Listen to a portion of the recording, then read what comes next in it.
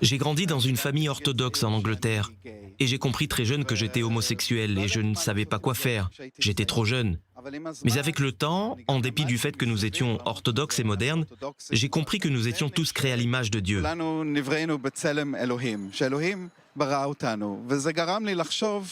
Et ça m'a fait penser à qui j'étais, qu'il n'était pas possible que Dieu m'impose un choix aussi difficile, soit être religieux, soit être gay, aucun des deux. Et j'ai compris moi-même que ça ne devait pas être de cette manière. Bien sûr, ça a été difficile les premières années, jusqu'à ce que je trouve ma place. Alors ça, c'est une chose, mais le fait de devenir ensuite rabbin, votre communauté sait d'ailleurs que vous êtes gay? Bien sûr qu'ils savent que je suis gay. Je suis rabbin d'une communauté massorti.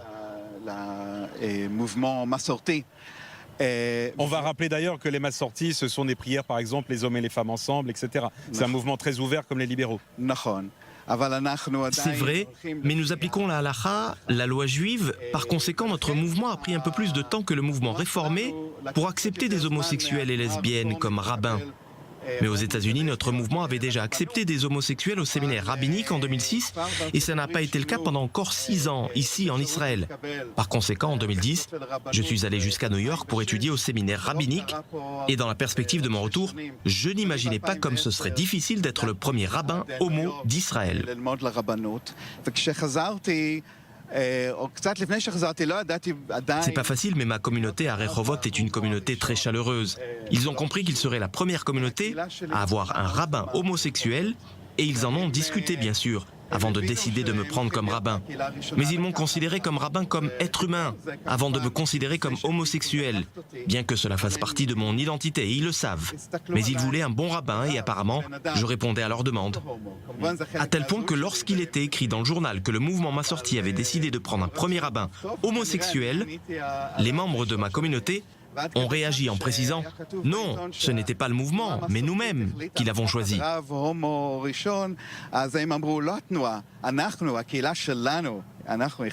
Et qu'est-ce que vous répondez à ceux qui vous disent être rave et homo, ça n'est pas compatible, c'est impossible? Bien sûr, il y a des gens principalement dans le monde orthodoxe, mais aussi dans le monde laïque, qui me disent « Pourquoi avez-vous besoin de cela? Tu es homo, pourquoi avoir besoin de la religion ?» Et s'ils sont religieux, ils me disent « Mais dans la Torah, il est écrit ceci, il est écrit cela. » Et vous leur répondez quoi?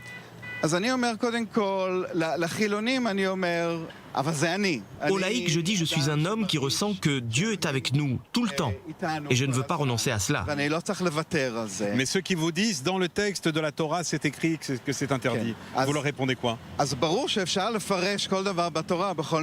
Bien sûr, il est possible d'interpréter de n'importe quelle manière ce qu'il est écrit dans la Torah et on peut donner une interprétation selon laquelle ce qui est écrit n'est pas lié à 2 hommes homosexuels et on peut donner d'autres interprétations. On sait que la Torah et la manière dont on la comprend, c'est en fin de compte une traduction de ce que Dieu voulait nous dire. Mais alors vous les comprenez comment vous, personnellement, ces textes de la Torah qui parlent des relations entre hommes?